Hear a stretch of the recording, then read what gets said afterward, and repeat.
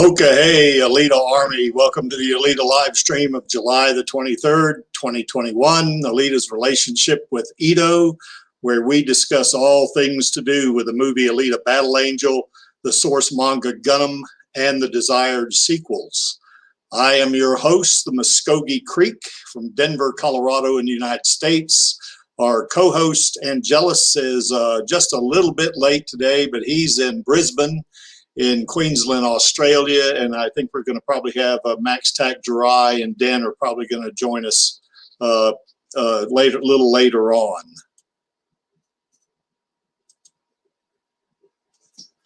So today we're going to take a look at the three versions of Alita in terms about how they interact, or how each one of those versions of Alita interact with Ito. And of course in the anime and in the manga it's Saki Ito, so it's not, and then of course in the movie it's Dyson Ito. And I guess the movie itself is it's a little different, I would say, than well, not a little different, it's in some cases pretty different in terms of, particularly with the manga, in terms of her relationship with Ito. Now, I think in each case, Ito actually is kind of like a father figure, although in the manga, folks that really don't maybe understand the manga or haven't read all the way through it, it may strike them that Ito is actually a little creepy when it comes to Alita. But basically, I think in each case, that Ito actually has Alita's best interest at heart. He definitely wants to protect her and make sure that no harm comes to her. Although I think each one of you will agree with me is that actually Alita doesn't need a lot of protecting when you think about it. I mean, she's kind of deceptive in that way. I mean, she looks like some little petite teenage girl, that upon just looking at her, she looks like she's, would be a pushover, looks like she couldn't handle herself very well. But I think, as we all know, reading the manga and actually watching the movie, and then some of us that even have watched the anime, it is very apparent that Alita is not what she seems. She has a superhuman strength, and we've talked about this on other streams, particularly in her Berserker and Imaginos bodies. She has superhuman strength. Even in her doll body, she's much better in terms of fighting, and even stronger than the average human. So it's not like she is some little weakling that needs to be protected by daddy or something like this. She's, as a matter of fact, in each case or rather in the case of the manga and the movie, she actually saves Ito. I believe in the anime too she does. Actually, she saves Ito's life because, particularly in the movie, if we remember that alley fight, there were those three criminal cyborgs, and if Alita hadn't decided to follow Ito out of pure curiosity, then of course that it would have been bad going for it'd be bad going for Doc Ito. He wouldn't have made it, more than likely. Just a couple of shout outs, I guess. Hello, Ash Blackwin. See you in the chat. David Watson, also see you. Good evening to you too. And Jeffrey, by the way, you guys any of you can come on the stream if you want.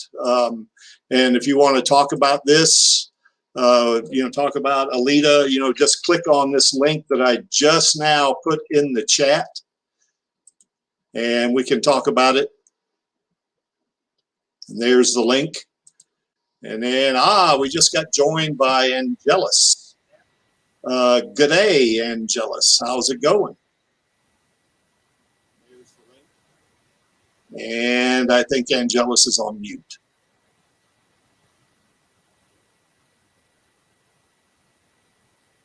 Are you on mute, Angelus?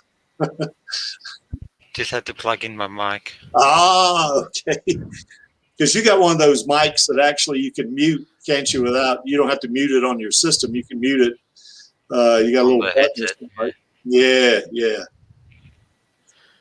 So anyway, you haven't missed much. I've just kind of went over the very basics, about how Alita, just setting up her relationship with Ito, and how she appears to be, when Ito, puts her back together, I guess, in the doll body, and then how she appears to be like some poor little teenage girl that needs to be protected by her daddy or something like that, weakling pushover type thing. And then, of course, the alley fight definitely, kind of dispelled that little situation. So any thoughts about that? No, it's, I mean, you can understand or even assume Ito's motivations of why he did it, but I mean, it's like one of those things that's, I don't know, what's the word for it? Clear cut or... Yeah, best way to put it, of at least why he did it. Yeah. Well, I know the Creek, I kind of go back and forth between which is my best version of Alita, whether it's the manga or the movie.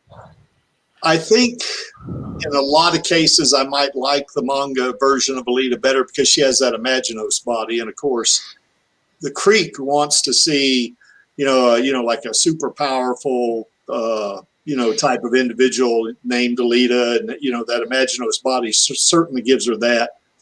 But definitely the movie version of Alita also does that. So, but I guess I kind of go back and forth between the two, depending on my mood for that day. The anime version of Alita I like okay, but I think it's going to definitely come in third behind the manga and movie version. So, how about you there, Angelus? Which version do you prefer?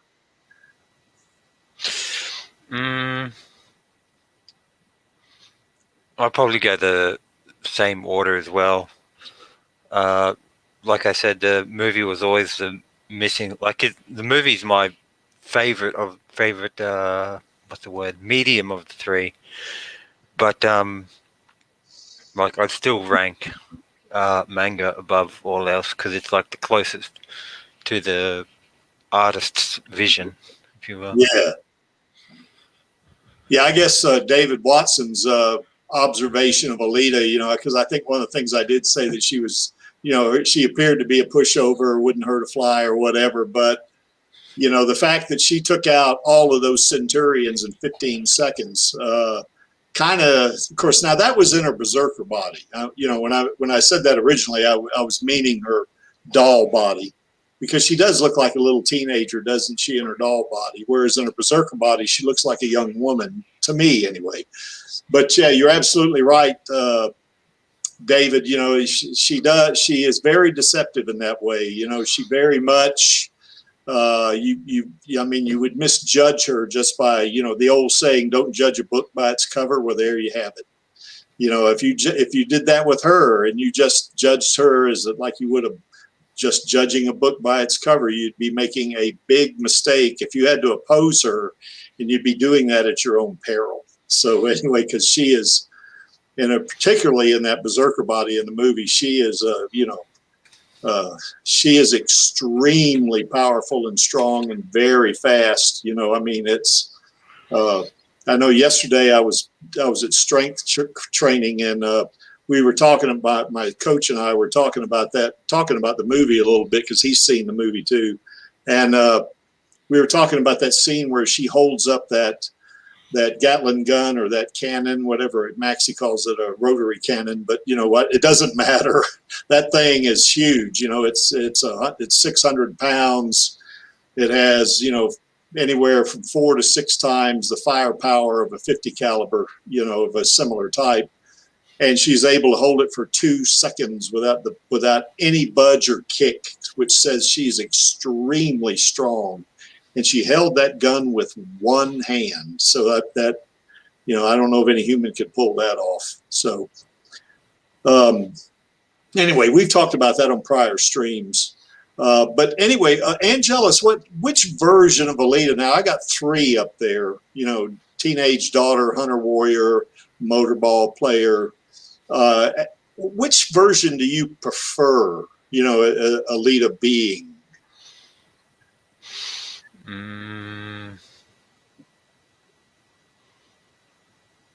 Probably the hunter warrior.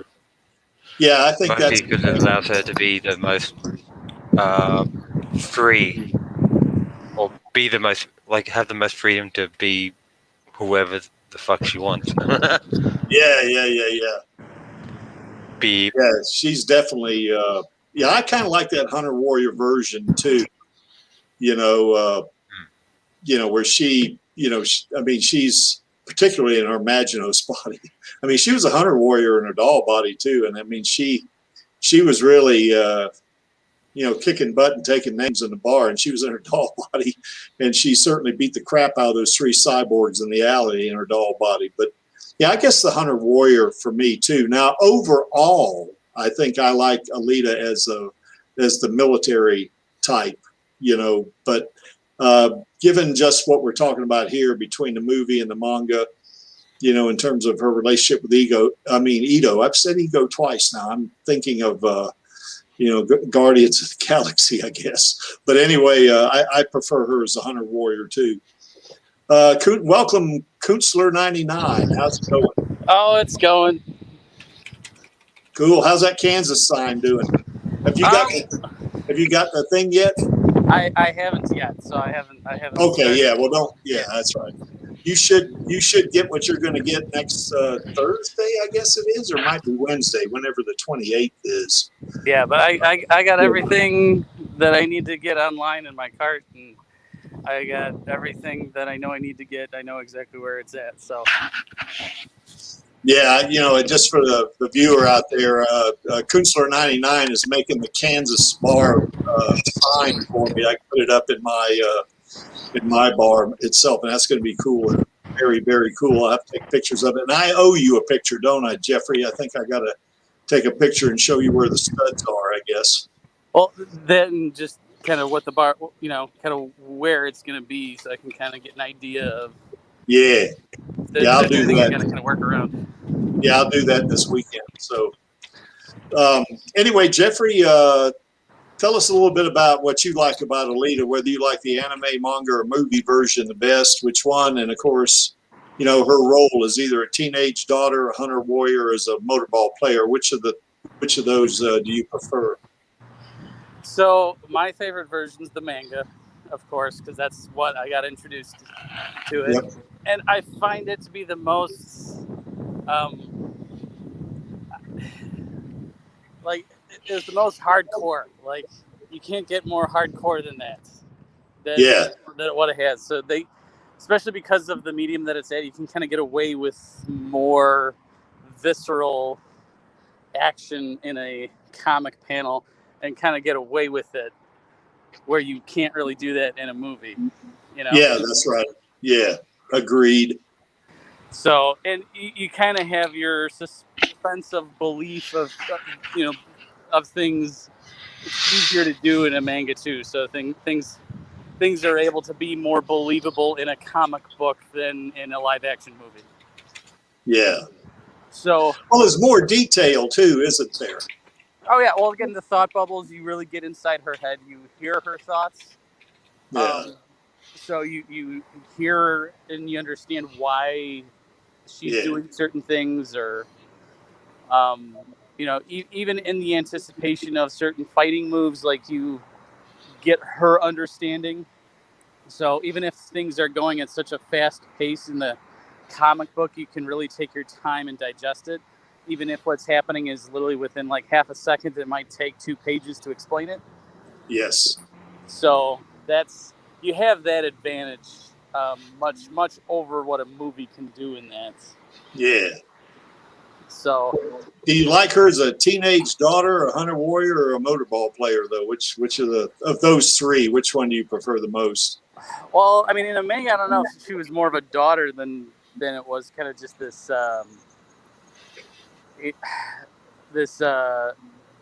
just alternative, I mean, I guess he was kind of more of trying to be in a parental role, but Yeah. it's weird because in the manga you don't really get an age for him, but to my Yeah. understanding in the manga, he always felt like he was like early 30s.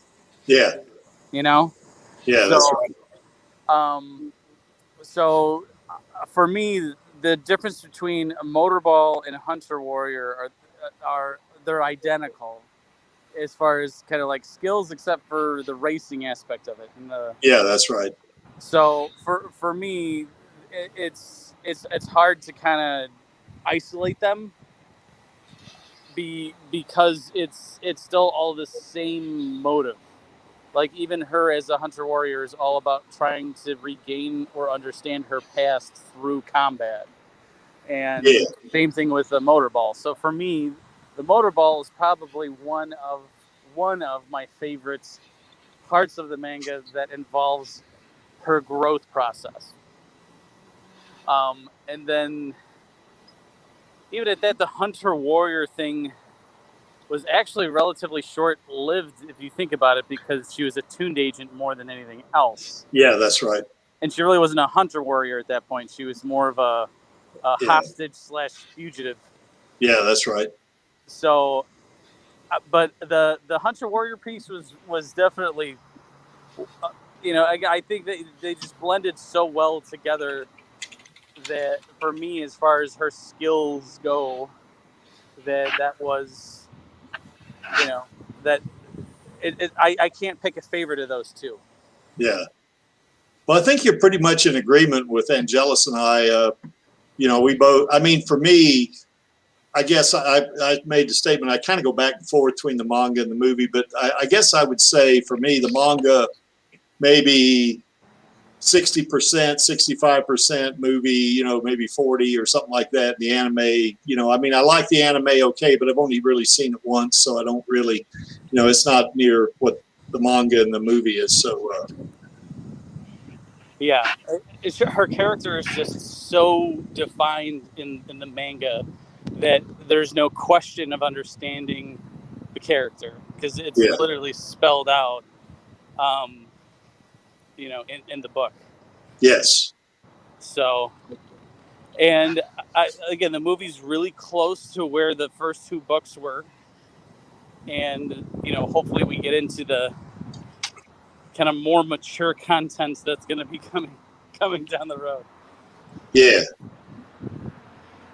Yeah, I like Alita as the tuned agent also, but I think I like her better in her Imagino Spotty, just simply because the Creek likes to see I like to see her as a very powerful, almost like superhero type thing, Yeah, and obviously once you get there, you're all the way into Last Order, and obviously Last Order is kind of like again like book sequel, level stuff. I mean, it was in the ending of like the alternative ending, but yeah, no, that whole arc afterwards is nuts. It's just again, it's kind of turning the it's just there's turns there that you didn't expect, and it's cool. That's a cool aspect of Last Order. But yeah, the Imaginal Spy is probably one of my favorites because of the technology, of it. Yeah, and I like how the manga does show you more, because it's like you were saying earlier that what would be a 2-second or 3-second flash, in the movie, you might have 2 or 3 pages of panels, that go into her in-depth thought process, which is kind of what I like about the manga too, Yeah. Sometimes it can have the opposite in the context that with comic/graphic novel context, there might be not enough details because they have to cram so much information into the one picture that doesn't move and change and evolve. And obviously the flip side of the coin for that is that in written format, there's so much more detail you can go into, whereas a movie, it's stuck within its own like scope of detail, I guess. Yeah. Yeah, I see what you're saying there. But what I like about manga is that even if then that one still picture you can't get everything in, you could just add a page. So the way I figure it is that the artist put as many panels as he needed to get what he wanted to across. Yep. And Nailed it. so I mean I agree. In a single picture, you can only put so much information. But you can always add pages, and that's and I never felt a lack of it in the manga. Yeah. Well, at the same time too, the skill of not just in art style alone, but the skill of the writer, you can tell how good they are because they only need a couple of panels and a couple of speech bubbles to get the message across. Whereas, you might spend like 30 seconds to a minute getting that same message across within a film. So it swings both ways, basically. Yeah. The weakness of one is the strength of the other, and vice versa, all that other jazz. Yeah, I think the movie version of Alita, she goes through an evolution there, but in the manga, it's a lot bigger, isn't it? I mean, she goes through quite a transformation, in ways that I guess the movies hasn't. Of course, the movie's only been one, kind of like storyline, but I guess I would say that for those that haven't read the manga, or those that have read the manga, rather, they would know that there are two versions of Alita. Well, actually, not counting the replicants. I mean, but there are two versions of Alita. One of them is human, and the other one is machine, basically. So you don't see that in the movie, do you? I mean, in the movie, she has a human brain, and she's probably 99%, machine. But in the manga, it's a little different, isn't it? Well, yeah. I mean, but it's kind of unfair to say though, because that happens so far down the road. Yeah. That the movies you would have to be like 4 sequels in a movie franchise to even have that reveal. Yeah. So they're still kind of laying that path down if they're going to take it where it goes. And that's what the Creek wants, 4 sequels. Yeah, I mean, 4 sequels would be good if they wanted to cover all of the books. Yeah, it would have to be like a Harry Potter length 8 movies. Yeah, to fit everything in, and even that would be rushed. Yeah, I think you're right. I think this would need almost like a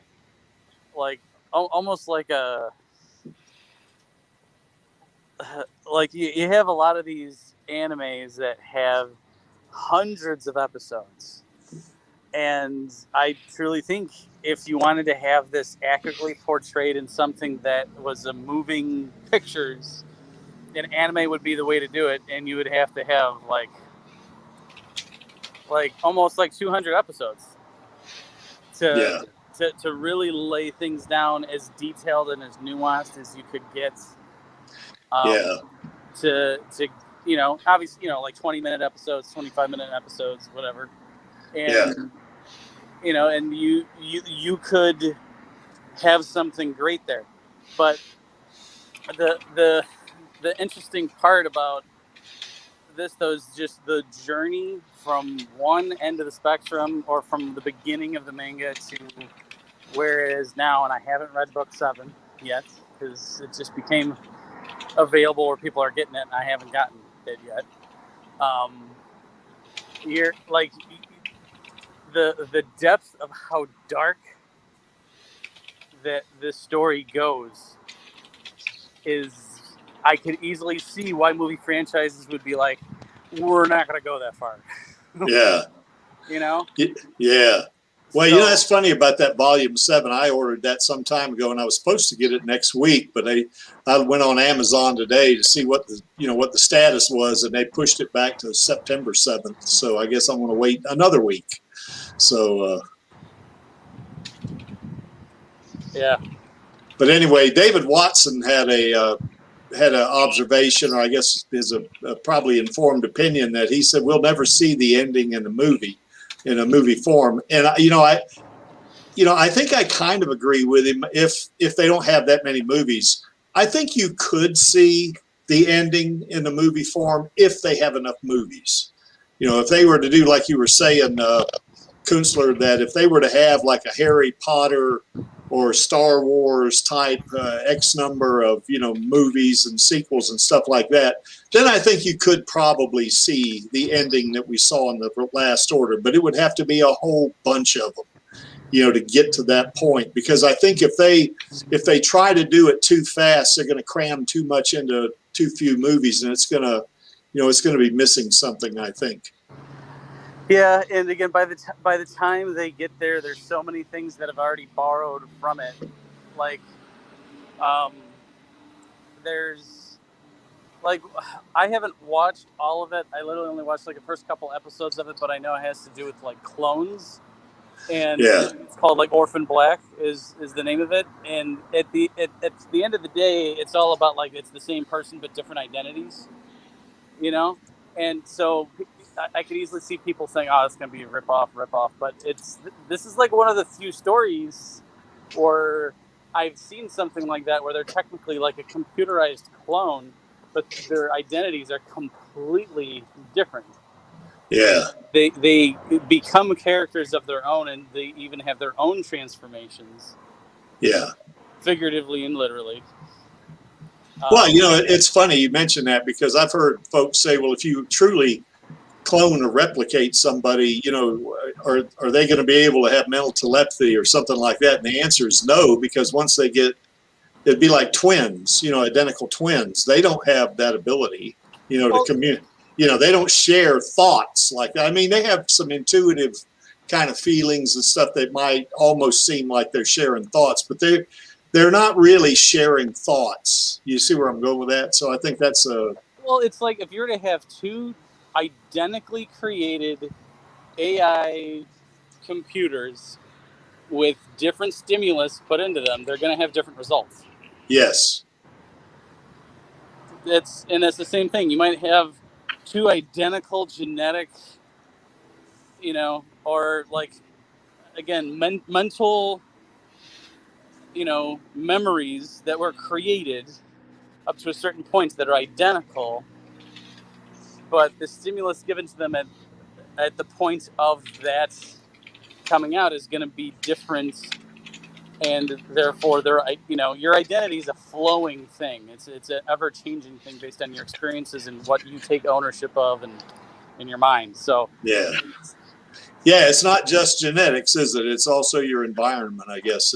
Kind of puts all that together. Environment and basically the choices you do with that stimuli. Like, how are you going to react? And sometimes the same exact person, you give it multiple times of giving the same option, they're not going to pick the same thing every time. Yeah. So anyways, but it's one of those things where that the creativity of this story is very unique in that way, very well thought out. And I don't think we're going to get to the Last Order piece, and if not, it's not going to be for a long, long, long time. But I know that's not why we have this stream.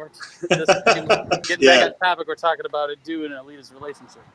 Well, I hope the Creek is not 135 years old when they come out with the third movie. So, because that would not be good, I think. I want to see sequels pretty relatively soon. Granted, I don't think it's going to be this year for sure, because they hadn't even shooting anything, but I would say in the next 5 years, I'd be okay, But anyway, I kind of got off there, a little bit on that. But I guess let me ask Angelus. I think I know what Angelus is going to answer on this one. Angelus, waifu, warrior, or both? Uwu waifu. Yes. What about you, Jeffrey? Warrior. Yeah. For me, I think it's both. You know, I think, you know, if she was a real person, you know, she's really pretty, you know, and that she is a great fighter, which I really love it herself. Now, as that, you know, as that little doll body type individual, I mean, yeah, she's cute, but you know, she's a teenager, you know. So, you know, and I mean, I like her okay, but she's almost, if she was a real person alive today, I would think of her more of like a niece or something like that, you know. But yeah, I think both waifu and warrior, you know, and particularly, I think Dan's going to come on here pretty soon. But David and I always kid Dan about, you know, how Alita is always the better waifu than Android 18, you know. So and it's all in good fun, I guess. Okay, any more thoughts on Alita before we go move on to Ito? Technically, it's both, because one of the things that's like I guess most would find weird, a turn on that I see in a chick is one that could sort of stand her ground against me in a fight, because, you know, I'm a martial artist. Yeah. And that's why I guess in a way I'm attracted to women that can kick ass, women that are kick ass.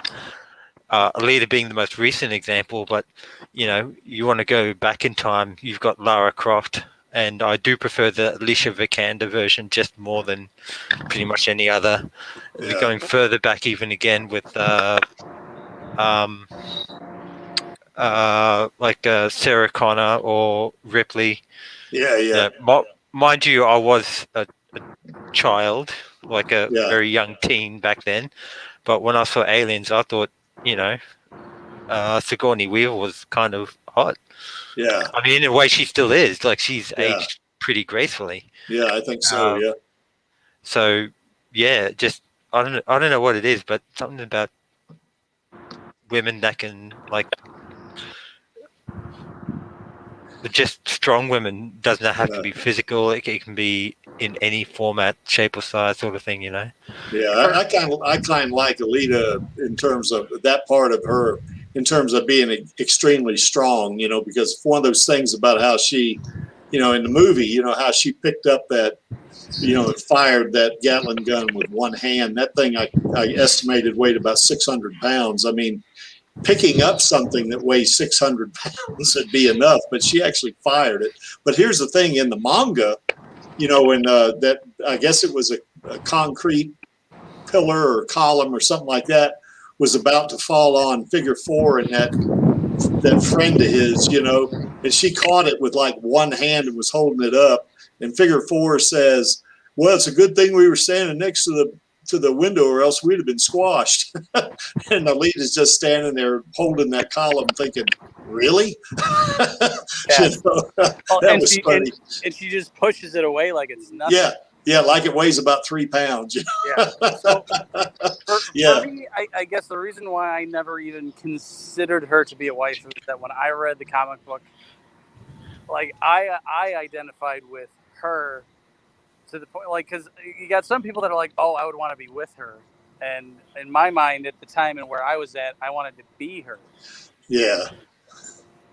You know? I can see that. that. And because that's so solidified in my brain, I couldn't separate that to be I would want to be with her. Like it was always putting myself in those shoes. Yeah. And, you know, viewing it from her eyes. Yeah. Not through like. Sorry. That's okay. No, it happens. We're chaotic. Like yeah, we're chaotic on this stream. There's no problem, Jeffrey. Yeah. I just because of how I took in that information. Yeah. I you know, and because of that, I think I almost viewed her character like a sister. Yeah. In that way, and not like a oh, she's hot. You know, I'm not saying that she's Yeah. not, but it's. Yeah. I've always took it from that perspective. Yeah. Yeah, I think for me, since I saw the movie first, you know, especially when she got in that berserker body, that's, whoa, she's pretty nice type thing, you know. But when I read the manga, boy, I really started appreciating the warrior part a lot more, you know, and then her strength, you know, also, of course, she was strong when she was in the movie, but in the berserker body, but, you know, in the manga, you know, particularly even in the Imaginos body, it like super duper strong, you know, I mean, whoa, you know, for me, that kind of just added to it, you know, so. Yeah. Well, yeah, one thing I would say too, I know Cran is she's doing a commission for me right now that is going to be pretty cool, where Alita's lifting weights with me. And it's going to be funny when it comes out. I'm really, she's already shown me some draft sketches of it, and I'm just really looking good, you know. I think either you or Cran showed us when on this stream, like last week. Yeah, yeah. It's gonna be pretty cool. But anyway, yeah, I guess that for me, the physical strength part. Well, of course, I like her determination for sure. You know, I mean, it's you know, her determination is it's just, it's almost otherworldly. You know, I mean, she even in the face of death, you know, she still rammed her hand in Gorishka's eye. You know. And, you know, said, F your mercy. You know, I went, holy crap. You know, no human being would do that. You know, I mean, no human being would have that kind of drive and that kind of courage, you know. So, okay. Well, anyway, I think any more thoughts on that? We've spent a lot of time on Alita there on that one because I want to get to Ito. But any other thoughts about Alita, you know, in terms of her as a person and that kind of thing that you guys might want to bring up? Not really. Okay. Well, here's Doc Ito right here. And, of course, there's, you know, the versions of Doc Ito I find are pretty interesting. You know, where Alita, you can kind of see parallels. I guess the manga version of Doc Ito, and you kind of pointed it out a while ago, Kunstler, in that, you know, in the anime and in the manga, he's probably in his early 30s. You know, where certainly, you know, Doc Ito in the movie, he's more like, at the very earliest, he's probably late 50s, you know, maybe even 60, you know, in his early 60s, you know. And he's, you know, he's a young man in the anime and the manga. And as a matter of fact, I remember when I read the manga, you know, I went through that part of it. I thought, wow, that, you know, how he, you know, what he was thinking about Alita and everything. Wow, that's a little creepy, you know, for me, you know. But in the anime version, I guess he's certainly closer in terms of the father figure to Alita than say in the manga version. So how do you guys see it? So, I mean, again, I think in the movie version, he's definitely like early 50s. Yeah. Is where I feel like he's at. And like if his daughter was still with them, like she would be a young adult at that time. Like I feel like his daughter would have been like almost 18 by that point. Because again, I don't know exactly how long ago he lost her. You just know that he lost her a while ago. Yeah. You know? Yeah. So, and because of that, I feel like it's been years since then. You know, he's never really grieved that process. And he sees an opportunity to have something new. I mean, again, the whole concept is it's Alita battle angel. So the angel piece of that is that she's like this light, this hope, this something new, something that starts or grows or generates what wasn't there before. So, and you know, and again, I don't know if we talked about motivation, but like I think that's where his motivation was in that, even if it started off selfish what it was is that new hope, that new opportunity. Yeah. Yeah, I agree with that, I think. Angelus, what about you? What's your thoughts about Doc Ito in any of the three versions? I mean, in terms of his relationship with Alita. I went into the movie knowing that they would have to make concessions, and they did so in this respect as well. But it was tastefully done that it didn't bother me at all. Yeah. From the little that I did know.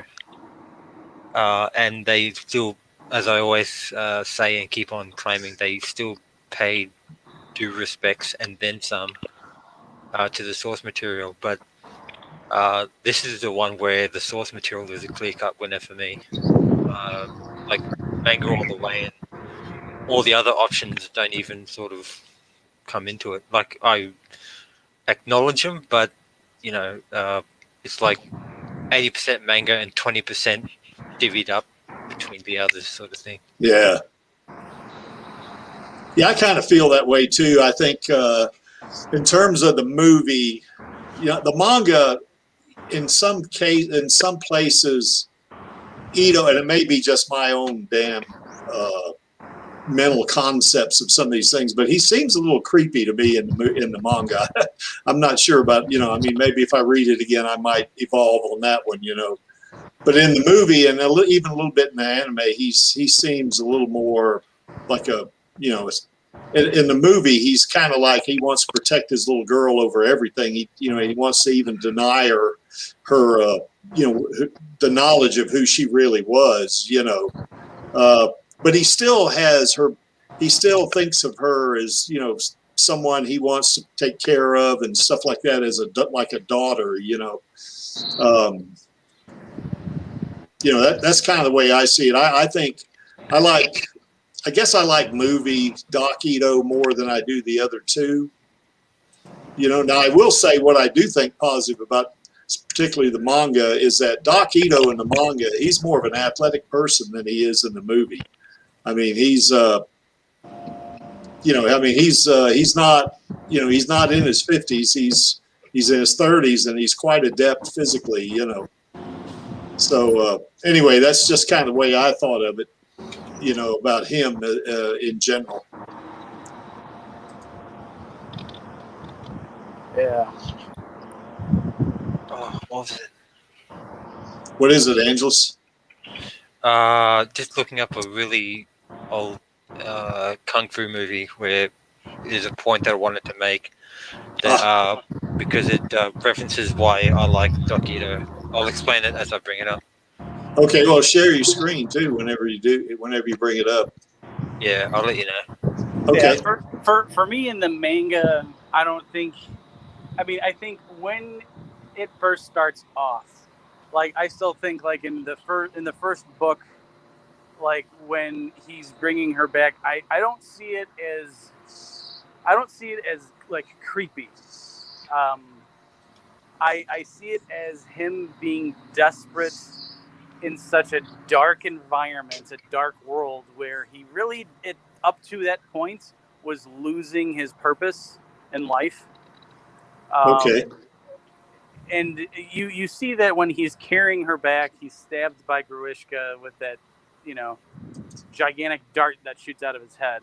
And he's carrying her back, and he's going to put her into the berserker body in the manga. That basically without her, he has no, like, there's no point of him going on.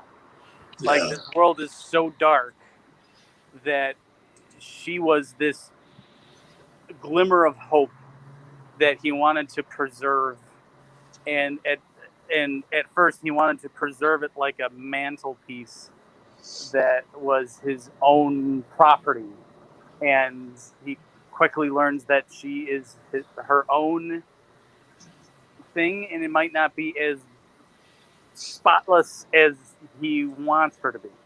Yeah. But as obviously the story goes on, the power and the purpose and the, then going into Karmatron dynamics, yes, of her purpose of why she was there is revealed, and that was a light, that was a beacon, that was something new that sprang forth out of what he did, and that was bringing her back to life. Yeah.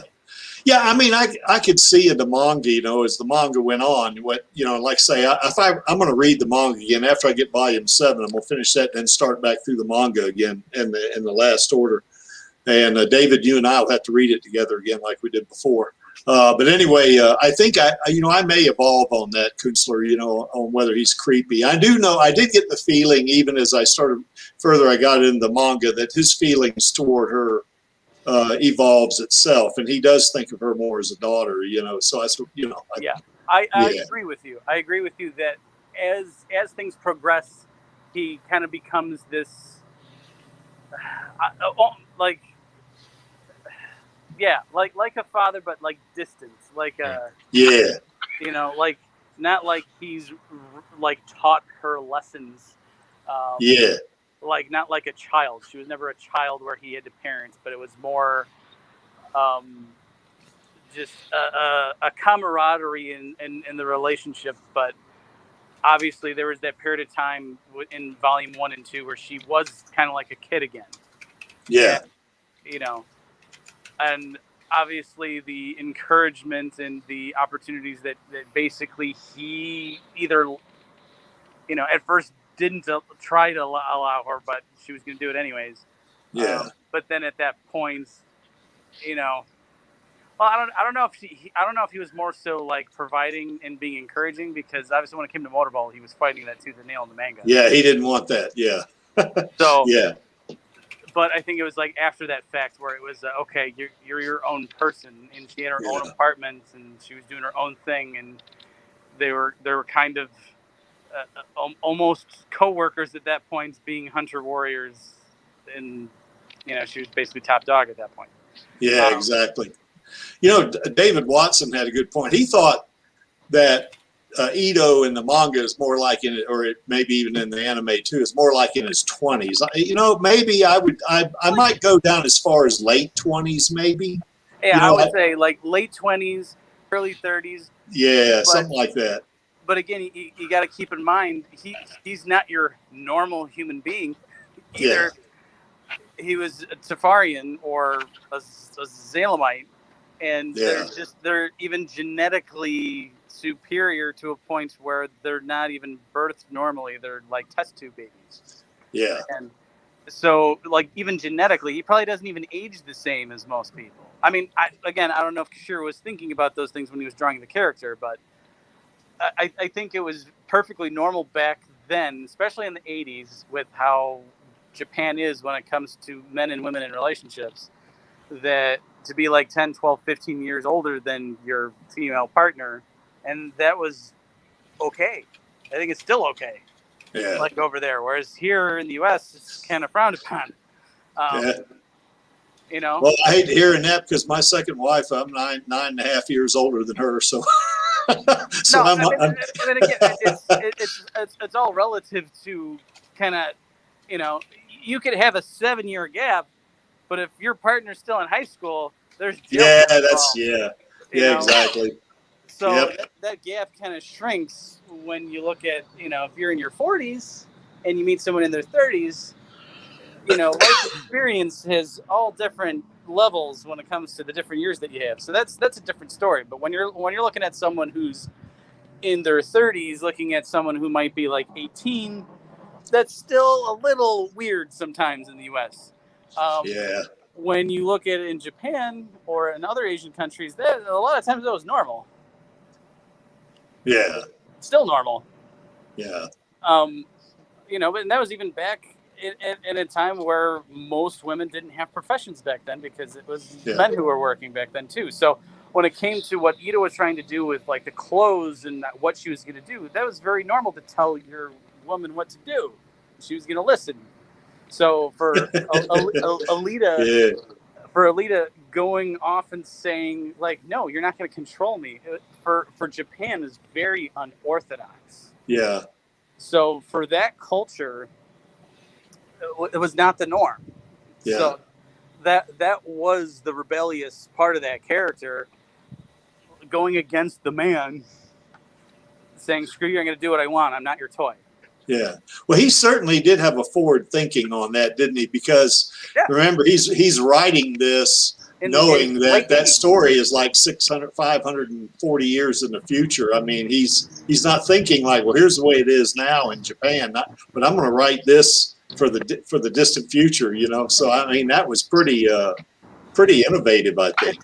It was extremely forward thinking. And obviously I know he had a passion for some of the cyberpunk stuff that was like the US films that were made. So I know he wasn't just looking at his culture, he was looking at other cultures too. And he obviously did a ton of research, and he said it in literally the state of Kansas, you know, just post-apocalyptic future. So this took place in the US in the manga, just with whatever was left with the world, you know, after the fall. So so like, you know, he like, obviously, and again, the tune, he had the Western vibe. He was going for kind of like a spaghetti Western type thing with the manga. So you see all these different styles that he took on successfully, very successfully, and he incorporated it in his stories. So, but so when some people look at that as like, oh, that's creepy, not really. I mean, not for what that culture was used to, or what was common practice. I think the only part that kind of creeped me out a little bit, but was still a familiar thing, and especially as a cyborg, was probably a very normal or regular thing, was when she was basically being repaired by chaos, and she, you know, was basically like, oh, you know, take me apart some more. Like, it sounds creepy, but it's the familiarity. It's that she missed him so much because it's been 8 years of trying to find him, and the only reason why she was going through the torture of being a slave of Zalem, doing their bidding to try to find Nova, was so that she could see him again. So, like, some people are like, oh, that's creepy. Like, if no, I don't think that's creepy. Yeah, I don't think that's creepy. Some people did, and when I first read it too, I was kind of like, ooh, a little cringy. But like, when you think about it, it's that's what she's been fighting for the whole time, was to get that glimpse of Ito again. And if she thought she was being worked on and being repaired while she was like waking up, like that would be a dream come true for her at that point. That's right. Because of the 8 years of just doing Zalem's bidding to get that moment. Yeah, what I found funny about those panels was how, you know, kind of chaos was kind of, you know, taking advantage a little bit, or trying to, you know, and he was trying to, you know, I guess with his psychometry, he was trying to, you know, trying to seduce her, basically, you know, and she swatted him, boy. I just love that panel. You know, it's really funny. Anyway, I can't find a decent picture of it, but basically, some of my favorite movies called Once Upon a Time in China, and stars Jet Li. And basically, his character in that one is a kung fu master, a martial artist, but his I guess background, it's not really an alter ego, it's just his profession is a doctor, and he runs his own clinic. Now, doesn't that sound familiar? Yeah. And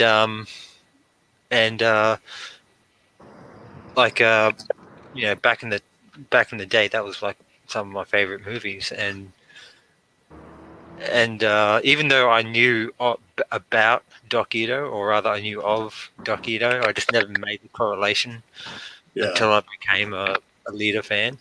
Yeah. Again, of which, like I always say, is only due to the fact that the movie was so well done and released. So oh, go ahead. So so it's that, I wouldn't even really call it a trope, even though I guess it is in a way. But and that's where I say that I would prefer like manga Ito over movie because of the fact that he's like a little bit younger, more of a fighting fit stage. Yep. Early to late 30s at most. So Yeah, he actually got that one shot in on Romo in the alley, didn't he? But I didn't get the feeling he was going to be able to beat Romo if he would have fighting him by himself. Even though with Romo with only one arm, because well, first of all, his weapon was a little unwieldy. It was so big and heavy. But of course, Alita, when she grabbed it, boy, she swung that thing like it weighed about an ounce. But anyway, yeah, he's not in the movie. He's not.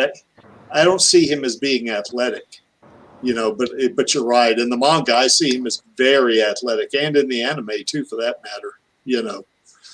Well, another perfect example is when he was might have been in Volume 2 when he was coming back from his first motorball match, or maybe it was before then, when he was still looking for a leader, and he finds that girl getting mugged.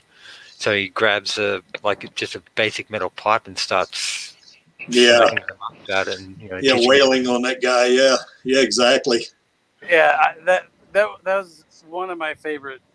That was one of my favorite parts of Ito's action, of him being a hunter warrior. Like, even though he wasn't really there wasn't like a bounty on them, he was just doing the right thing. Yeah. And that was just some funny stuff. Like, it was cool. I laughed when I read it just because he had some funny lines. Well, Ito actually, he got injured, didn't he, in the manga where he was, I guess, protecting. I think he was protecting Alita. Actually, she was chopped up, or so. I guess that's when she fought Makaku that one time. Not down in the wasn't a sewer, I guess, but he got impaled too, didn't he? But I think I got the impression that the Ito in the movie, if that would have happened to him, he might not have made it, Whereas Ito in the manga, he's like really in good shape. And I do like that about him a lot. He's really in good shape, and he was able to survive that, because he was a lot younger, so. Yeah. Yeah, no, it was, and that's where a couple of fight sequences were a little different, because basically that fight scene took the place of her first fight scene in the movie, where the first fight scene in the movie, like, obviously he loses an arm, he like disappears, but like obviously in the manga he actually, like, his body was destroyed because Ito stepped in after, like, basically she was destroyed. She already thrust her arm in his eye in that same fight. And so basically the first fight that she had with Gariska, she lost. Yeah. And where in the movie she won that one. Yeah. But that kind of took place of her first coming into Panzerkunst. Yeah, that's one of the things I did like about the movie, though, is like they had 3 fights between her and Gariska. Of course, I don't know if you could call that last one a fight. It was it was kind of after she, self-healed. I mean, that fight lasted all of 10 seconds, and it was over. Yes. So that wasn't really a fight, really. But no, the manga was much more nuanced. Yeah. With that, that's one of the only things I would have changed, is having a better understanding of Gariska and getting his backstory, and him explaining why he wanted Alita to kill him, because that's what he ultimately wanted. Is he wanted to be destroyed. Yeah, and it's funny. In the movie, he obviously didn't want to be destroyed. Yeah, exactly. Well, it's funny you bring that up, because in the novelization, you do get a little bit more of Gariska's backstory there, although they don't go into it like you'd want to see, kind of an arc for him, but being a motorball champion, or at least a contender, for final champion, and being at the top of his game in motorball and stuff like that. You don't get that feeling in the movie, do you? You just think he's just a big hulking criminal, it's kind of all you get out of that one. So.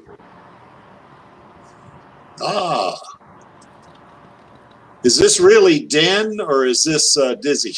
No, it's definitely Dan because he's got Grandma Alita on there. Yeah, he knows I like Grandma Alita. Grandma Alita's more my speed. Hello, Den. How's it going? Are you muted, Den? He's trying to get his Aussie accent on going to pretend that he's dizzy. Yeah, boy, there's a lot of racket there, Dan. So, so anyway, me personally, I think I like movie. Well, I don't know. No, it's kind of back and forth between movie and manga, Alita. Now, like I say, I've only read the manga once. Hello. Yeah, Dan, how's it going? Goodbye. It's going terribly. Oh, my goodness. I went out for a run. Yeah. And I got home. And instead of going to the boxing gym, I went out for a run.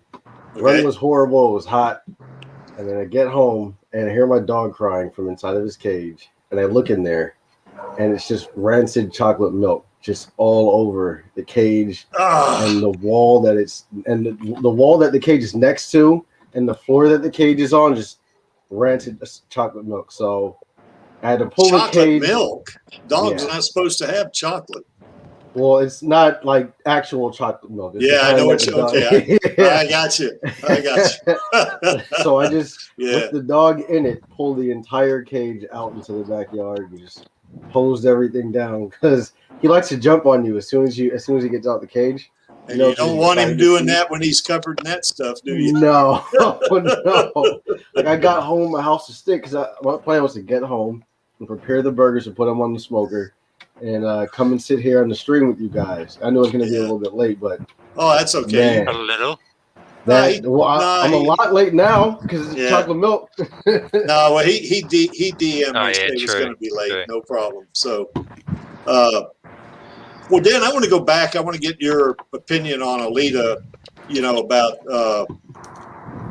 About her. We were talking about her relationship with Ito, but we kind of went into Alita a little bit. So we just keep it brief, I guess. I'm guessing. Android 18. Well, we're not talking about Android 18, but I hear you. But anyway, I'm guessing you like manga Alita best, and you like her as a hunter-warrior and as a warrior, right? Well, I like her as a character, to be honest with you. Oh, okay. We lost Jeffrey. It's really hard to explain. I mean, I just like her as a character. It's not necessarily that I like her as a warrior first, because I think one of the things that sells her as a warrior is a lot of her weaknesses. You know what I mean? This isn't just this is, and I'm gonna put it this way: this is '90s writing. You know what I mean? Yes. Modern woke writing, and I think that's what kind of makes her compelling. You know what I mean? At the time that Alita was written, a lot of anime was chasing Dragon Ball. Yes. And from what I've seen, I haven't watched a lot of anime. Okay, I'm not gonna say I've seen every anime or whatever, but a lot of the animes my wife has watched or the ones I've been told to watch, it seems like the main characters are chasing Dragon Ball a lot, and I don't think that they understood what made characters like Goku and stuff work like that. And it didn't seem that Alita did that. of course, there's like some of the major tropes of she's driven to combat and stuff like that, but for her it seems that you know what I mean, it's almost like combat is, she's driven to it, but it kind of ruins her in a way. You know what I mean? Yeah. And I think that's what makes her kind of unique. I think she works better than a lot of anime protagonists and a lot of just protagonists in general that we have these days. Yeah, I think she's a little. I mean, in some regards, she's a little bit like Goku, isn't she? I mean, she to her, fighting is a delicious thing. She loves it. But I think with Goku likes to fight because he sees a challenge, and it's kind of, I think you and I have talked about this.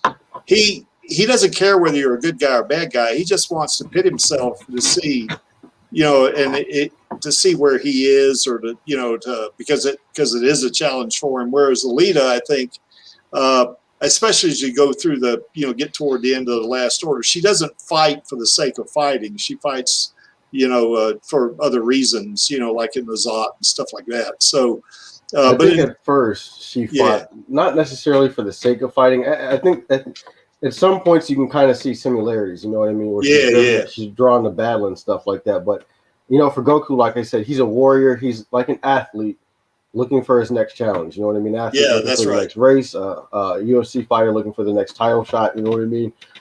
Whereas Alita, fighting was all she knew from her previous life. You know what I mean? So yeah, she is drawn to battle and stuff like that. But I think it was I don't know. It's more of a psychological reason for her. The fact that that's really the only connection she had to her old self was these memories of this this muscle memory, these neurological memories of Panzer Kuntz and stuff like that. I think that's a big part of what drew her to fighting. And in the tuned art, you know what I mean? It was pretty much all she was good at. It's all she had, you know what I mean? That set her apart from everyone, you know. So it's not fighting for the sake of fighting. It's fighting. It's kind of is, but then at the same time, it's kind of a little bit different than that. Yeah, it is a little different in Goku, isn't it? Sure. Yeah. But I would say that what I like about her, what draws me to her as a character, isn't just the warrior thing. You know what I mean? It's the total package. You know, and it's the same thing for a character like Goku as well. It's not just how they deal with the fight in the fight. It's you know the stuff outside of it too that kind of balances out and makes the character more interesting. You know what I mean? I think what makes Alita compelling to me is in the manga, right? You kind of get a glimpse at what it would be like had she not fallen into the life that she had fallen into. You know, you see her taking care of Kuyomi. You see her living in her apartment. You see her having like a regular casual relationship with Ito and stuff like that, and singing and all kinds of stuff. It's kind of like, you know, this would be her life had things not gone this way. You know what I mean? Yep. And I think that her being basically stuck as a warrior, because I mean she wanted to die, and then they put her in the tune program. And now she's stuck fighting. You know, the thing that she was so-called drawn to, now she has no choice but to do it. Almost like a catch-22, a form of purgatory. I don't know. But yeah, I think that's what makes it more compelling, you know, because she kind of wants to get away from it now in a way. And no matter what she does, she's drawn to it. Even with the Zot tournament, you know, she always found reasons to continue fighting, even though I think that she would prefer to settle down. Yeah. Yeah, I agree. You know. Oh, by the way, I was going to ask you when you get your laptop back. Well, I got it back today, and I got it back in pieces. So not happy about that either. Okay. I put an insurance claim in on it, and we're going to see if they can get me a brand new one. We have no idea what happened with it. This reminds me of a really old movie with Dolph Lundgren and Matthias Hughes. I forget the name of it. But Matthew Hughes plays a character that's like an alien from outer space or some crap like that, and Dolph Lundgren's like a beat cop or detective or whatever, and there's like a running gag theme sort of thing where Hughes's character keeps on saying "I come in peace." And right at the end, when he's about to blow him away, Dolph Lundgren goes, "And you go in pieces." Yes, exactly. Yeah, I like that. Yep. Yeah, it was pretty cool. Yeah. I actually think it might be called. Give me 1 second. Let me run and check on my dog because I just let him out in my backyard. So I'll be okay. right back. All right. Well, we'll go back to Ito then, I guess. Yeah, I guess for me, as I like mostly. I don't know. It's hard to say between manga and movie on this one because. And I'll have to read the manga again. I've seen the movie like 30-something times, so I got more exposure to that than I do the manga. So maybe it's like I was telling Kunstler, I'll probably evolve on that, you know, about the manga. But they're pretty even. I like manga Ito because he's more athletic. He's a really great fighter and all that kind of stuff. Whereas movie Ito is just kind of like a guy that shouldn't be doing hunter warrior stuff, you know. And he's past his prime or something like that, which you don't get that feeling about manga Ito. I guess Ito is a father to Alita I like the best, you know, particularly the movie Ito. And what's neat about the movie Ito is the fact how his I guess not relationship, but how his view of Alita kind of evolves because, you know, he doesn't want her to be a hunter warrior. He doesn't want her to get in a motorball. He doesn't want to give her the berserker body, but he kind of caves in when he realizes, well, this is who she is and I'm not doing the right thing. And her almost dying actually gets him, you know, going in the right direction, I guess. And then in some ways, some parents are like that. You know, they don't want their little kids to grow up you know, and then they grow up and then they kind of evolve a little bit. So what I if guess he caved only because in the back of his mind he was terrified because he knew that she could kick his ass, and he was like, you know what? At the end of the day, I can't stop her. So yeah. Well, I think that's true of manga Ito more than movie Ito. I think, you know, but I could see where he would be afraid of movie Alita too, you know, because I mean she's pretty awesome, you know, when it comes to strength and fighting, you know, I mean, you know, so anyway, but I could see that, you know. So anyway, Dan, what about Ito do you like? Which version and you know, some of the backstory do you like about him? well, I'm gonna say I do like manga Ito the best, and a lot of the times it's gonna default to the manga just because we got more of it. You know what I mean? Yes. So you get to see more sides of every character, and Ito plays, I think, a slightly bigger role in the manga so far than he does in the movie. You know, in the movie, of course, yes, he finds her and everything, but as far as the story goes, he is a key part of the next story after Hugo in the manga, which is the motorball arc. You know what I mean? He's one of the two. I wouldn't even call him an antagonist or a protagonist. He's kind of on both sides of that. But I don't know. I like Ito more because he's more nuanced. Like I said, a long time ago when I made my second Alita video, the first one I don't think anyone even knows about, but the second one I made, the one that one of them actually that blew up my channel back when I had it, I had mentioned that I wanted to make a video on the similarities between Dragon Ball and Alita. And those similarities, they were there for the movie, but once you read the manga, they're not there, as I've said many times. And yeah, they're not there. So I wanted to talk about how much I like Ito and his father and daughter relationship. But then at the time, as you read the manga, you realize it's a little bit different than that. Yep. Ito's younger in the manga, and he's way more, I guess, he's way less clear on what he wants out of things. You know what I mean? I think Kishiro wrote a little bit of himself into Ito as well when it comes to his views on cyborgs. But I don't know. I think I like manga Ito for the sole purpose. Number one here, he's, I guess, more believable as a hunter warrior. Number one, because he's younger, and two, he just does it for the sake of his enjoyment. You know what I mean? He's a bounty hunter, so you know there's that. Yeah, I like his relationship. I guess in a way, maybe it's because of my age. I kind of like his relationship with Alita in the movie. You know, because I think I've said this on streams before, but you know, if Alita was a real person, and I was around her, she would be more like a niece to me. You know, and I think, and that's not exactly what he is, but I mean, it's kind of like kind of an elder or not a adult or whatever around her. You know. Whereas you're right, in the manga, it's a little different. He's younger. You know, I think we established here a little while back that he was late 20s, early 30s. And especially when Alita gets that berserker body, you know, she's maybe closer to his age, you know. So, I could see, you know, where he's, oh, yeah, that's pretty nice. In the Silent Night manga, it actually mentions that he didn't finish medical school. So, I mean, if you want to, like, speculate on that, you know, that means say school runs still the same way as it does today. That means you graduate high school, 18 years old. And then, so then you go to college 4 years, like pre-med, you know, and then you go to medical school, which would be another 4 years. So if we talk about what my wife did, she did 3 years after she did pre-med. So let's say he did 2 years halfway through medical school. So how would that put him in? Yeah, about mid-20s, early 20s. Yeah. And Alita, go ahead. Yeah, assuming that he probably did his cyber doctor practice for at least a couple of years, that would put him in his late 20s. So, yeah. In Holy Night, though, he was like right before he started doing that. Because did you read Holy Night? No. Okay, it's one of the side stories. Yeah. Oh, yeah, I did read Holy Night. Yeah, I did. That was one of those stories in the back of volume 2, wasn't it? Or yeah. Well, I don't know which volume it is because I primarily read the online version. I don't really touch my books, to be honest with you. They just kind of sit up there. I read the online version because you can like screenshot them and put it in videos and shit. But anyway, but no, I don't. So I don't know which books it is. But it's one of the side stories. That's one where he finds Carol and stuff like that. And it was right before he started his cyber practice. So assuming he'd done his practice for a few years, he might be like 30. Yeah. You know?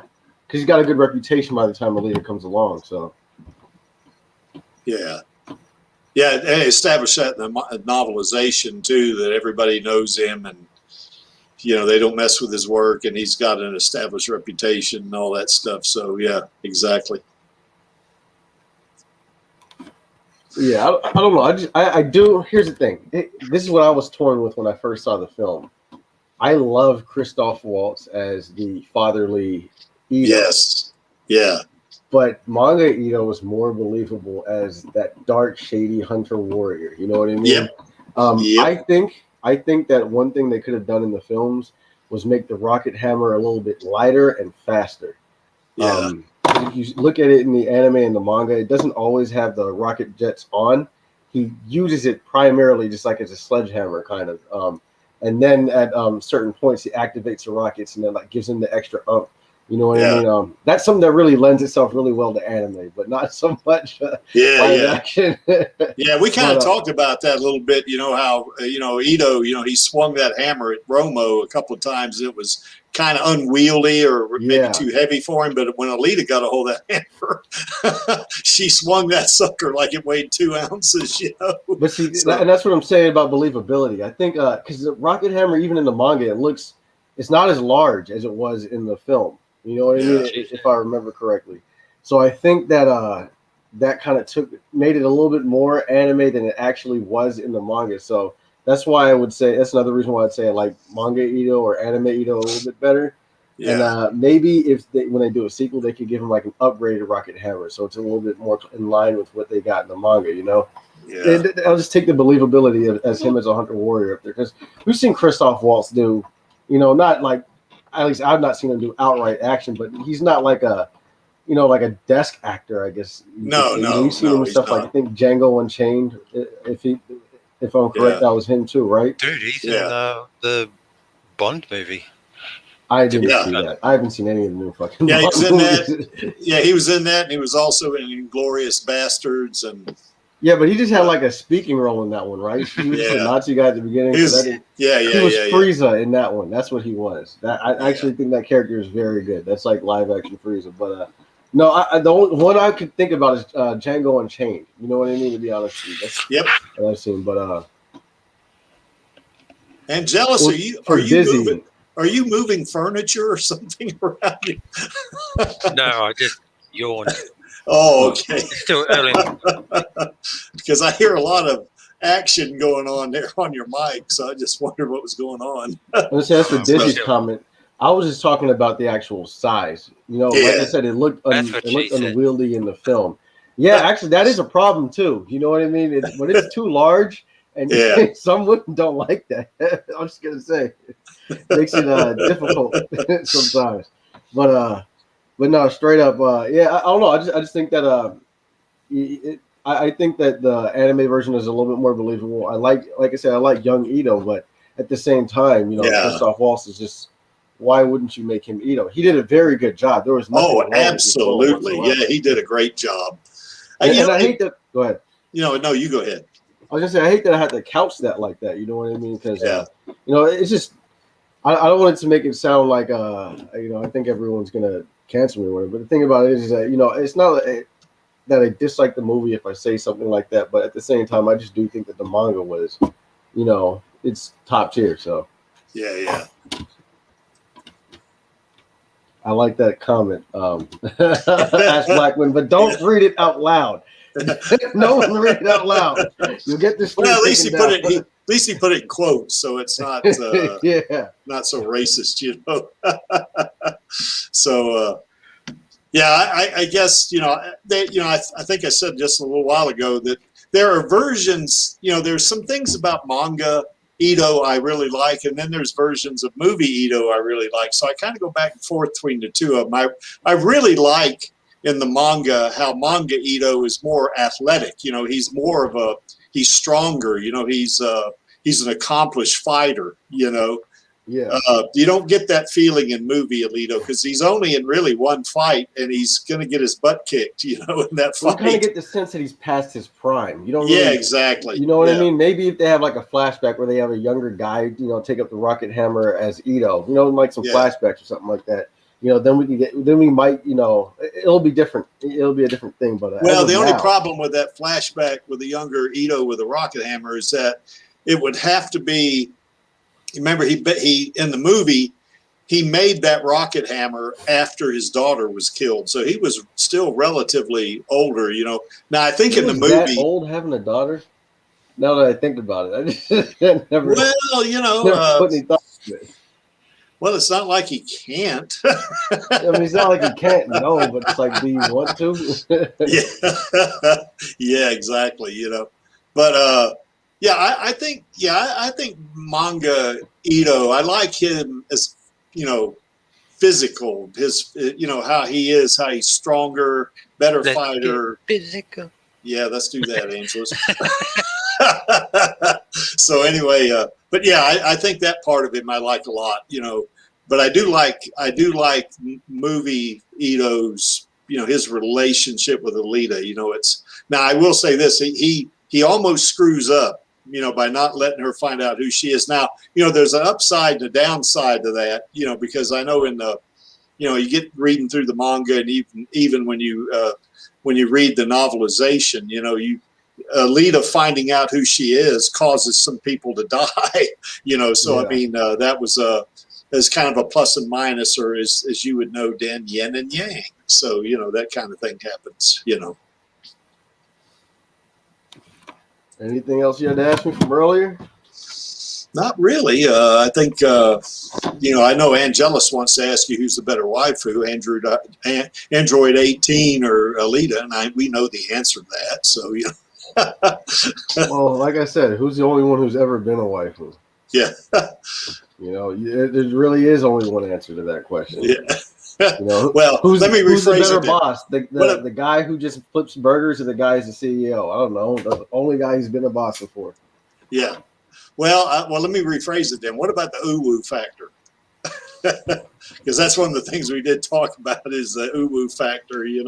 What, between Android 18 and Alita? Yeah. I don't know, because they're both murderers. So, to be honest, I don't know. Well, I tell you one thing I do like about Android 18. I know we're going to see this eventually, aren't we, on our little sessions? But I want to see her kick Vegeta's butt. I want to see that.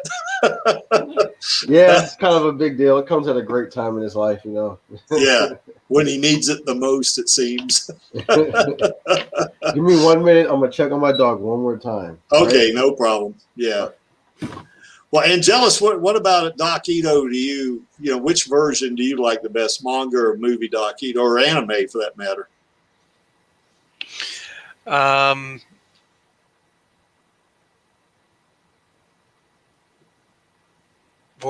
actually probably lean towards anime just a little bit more, only because you see more action, I guess. Okay.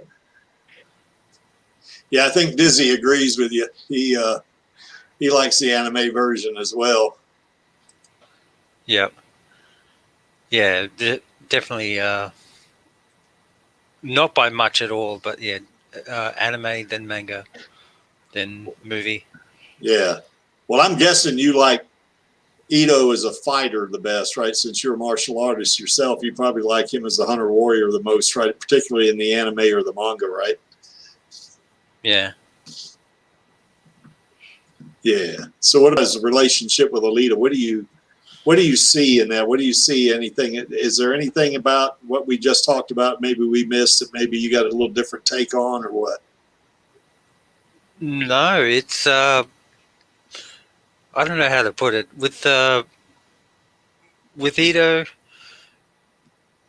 the reason why I like the manga / anime more than the movie is for for example, the comparison I made earlier with that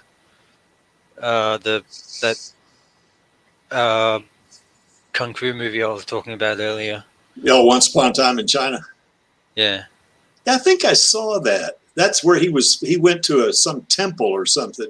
Jet Li did, didn't he? And he fought, or was Jet Li in the temple? Or that may be a different movie. That might have been a different movie. It was one movie where Jet Li was in a temple in the real high mountains or something like that, like the Himalayas or something. But that's probably not the same movie. Yeah, but yeah, just like I don't know. I just like his like character overall in those mediums more. Not that Yeah. there's anything wrong with movie Ito. Yeah, I think Christoph Waltz, he did a great job. There's no doubt about that. He did a great job on that, and it was really believable. What I liked about it too was his, you know, how he portrayed or what he did, the father figure thing, you know, where he doesn't want blood on his little girl's hands. He doesn't want her, you know, exposed to danger. You know, he said, you know, this is dangerous, dirty work. And she says, I know. He says, no, you don't. It's like that. You know, I like how he kind of snapped. You know, I mean, that is so parental sometimes when they get a rebellious little teenager, you know. Yeah, his portrayal of that was excellent. You know, because there were times in the movie where Alita would say stuff, I'd say, oh, God, how teenager-ish is that? You know, like when they were walking up to the motorball track, you know, and he says, Alita says, he just wants me to be his perfect little girl, you know, and Hugo says, well, whose rules you can live by, yours or his? And I thought, oh, my God, what a teenager-ish thing to say, you know. So, but, you know, I mean, to me, his father figure portrayal in the movie was so, you know, was spot on, I think. Yeah, and that's why, like, I don't mind the thing at all. It's just personal preference, and I like the way manga and by extension anime Ito is written more. Yeah. Yeah, I think manga Ito, what I like about him is, like I said, is just his physicality. You know, he's much more. Well, he's much more athletic. I've said that about 3 times now, so I don't need to say it anymore. But in the novelization, you get more of his ability as a cyber doctor than you get in the movie. You know, I mean, it's, you know, they talk about how his work is recognized and how he, you know, put a cyber arm on Gearhead and you know, stuff like that. You know, and how he's you know, what he did to kind of help other cyborgs and that kind of thing. You know, you get more of that in the novelization. You don't get so much of that in the movie, although it's apparent that he is a great cyber surgeon. You know, so Dan, are you back? Yeah, but give me 1 second. I'm gonna run again. Give me 1 second. Okay, no problem. So yeah. So anyway, yeah, I guess Angelus, you like him as a hunter warrior the most, though, right? Yeah. Again, it's just the action in me. Yeah. Yeah. I guess you don't much of a politician or like, even though my job sort of requires me to talk someone down over beating the crap out of them, like I much prefer the direct approach. Yeah. Is way to put it. Do you have to do that a lot, Angelus? The latter part, no.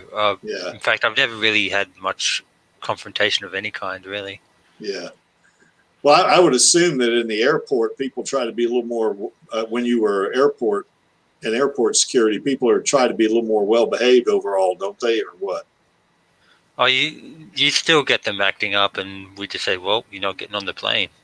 Yeah. So do you want to spend a couple $100 rebooking it, or do you want to obey the laws of the country and go about your merry way?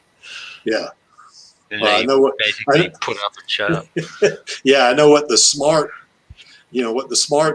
choice on that one would be. So. Yeah.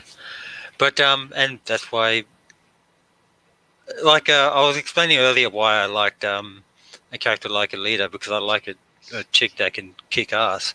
Yeah. And same goes for like people I look up to, like my karate instructor, for example.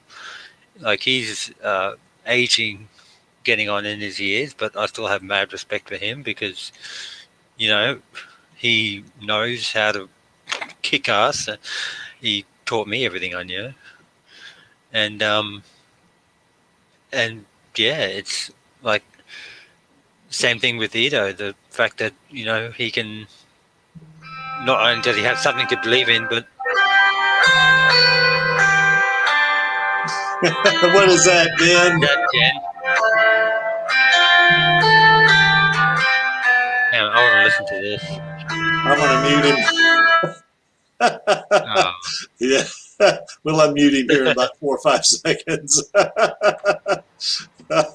I'm really sorry about that. That's all right. Oh, I bet you are. We got a chuckle out of it anyway.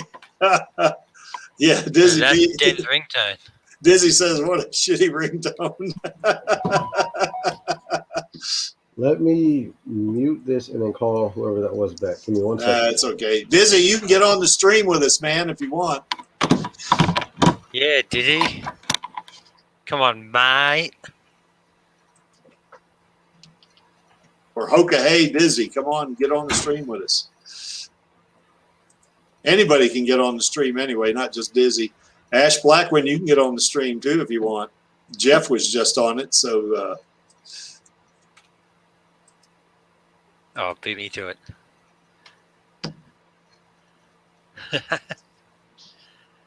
But so yeah. Did Maxie get wife today? Oh yeah, did I send him a link? Yeah, I sent him a link. Oh yeah, I did send him a link because I put it in the Aussie chat. Yeah, you saw that. You saw that tweet I put out about Crocodile Dundee today, didn't you? That's one of my favorite Crocodile Dundee scenes. That's a knife. I love it. What is wifed? Dizzy B says. Well, Dizzy, it's when your spouse has something for you to do and you're going to do it or else. That's basically what it is. So anyway, I know I've been there and done that twice. So.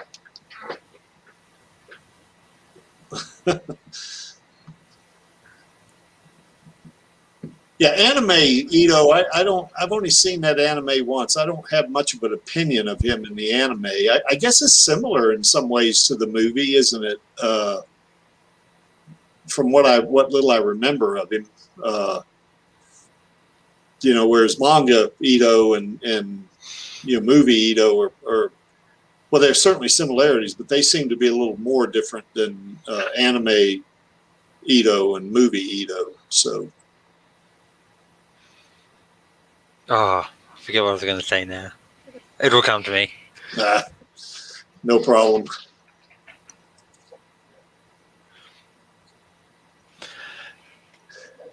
Any more slides after this, or? I'm not sure. I don't think so. Nope. It's just that one. Yeah, we didn't. We don't have as much. So we can deviate as much as we want now. Oh, absolutely. Oh, we can always deviate. Hell, there's no problem with that. So anyway, what you thinking?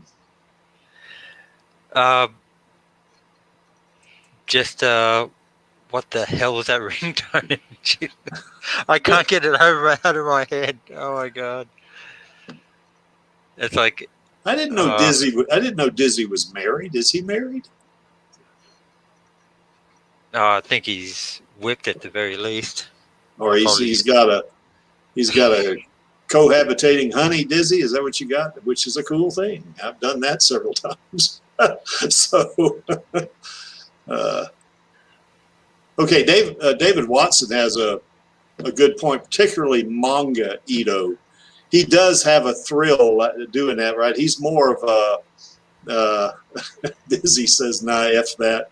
Okay, Dizzy, didn't mean to upset you. Why don't you come on the stream and you can degrade us all you want. So anyway, I think because he will anyway. I mean, so may as well, Yeah, I think manga Ito he's I guess in the manga itself and to some degree in the anime, he forms a partnership with Alita, doesn't he? I mean, they they go hunting together, I guess, in the manga, don't they? Whereas in the movie, they don't. He doesn't want her even involved with being a hunter warrior.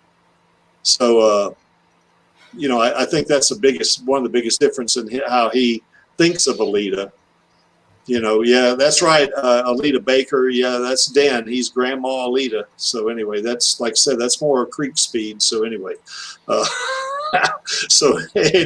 yeah, but I think. What are you talking about? Grandma Alita would still be faster than you, wouldn't she?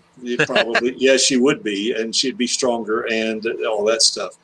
So, yeah, I think. I think manga Ito is he's not. You know, he does team up with Alita. Remember in the movie, Alita, they're standing in front of that kiosk, you know, looking for the criminals. And she says, you know, she wanted to be a hunter warrior like him. And he said, that's impossible. And so we could be a team, you know. Well, that was pretty cool because that almost harkens back to the manga and the anime, you know, although he says, you know, he kind of nixes that one, you know. So I don't think he wants her in any way, you know, to be involved, you know, with being a hunter warrior or being a bounty hunter or something like that. You know, he just, you know, he wants her to be his perfect little girl. So anyway, in the movie anyway, but in the manga, you know, he's teaming up with her, you know, eventually. You know, he doesn't do it at first, but he does eventually. So yeah. Grandma Alita has a few tricks up her sleeve. Yeah, I guess she does there, Diz. So anyway, so, well, any more thoughts about, say, Alita or Ito, you know, in terms of what they do in the movie or the manga or whatever? Just a unique dynamic that we haven't seen. Like you've got your student teacher, like Miyagi or Yoda. You've got your like father figures. You've got and by that I mean like father daughter or parent daughter or parent son, whatever. Yeah. And but this particular dynamic relationship you don't really see often. Yeah. Like the only other movie that like pops into mind now is the Western release. It's called The Professional, and I believe in Europe it's called Leon. But there's a movie starring Jean Reno and Natalie Portman when she was much younger. Yeah. Like as in like Cretaceous period age. You mean back when I was 19? Younger than that. And yeah, like that's about as closest to their relationship, their dynamic as I've seen since. So.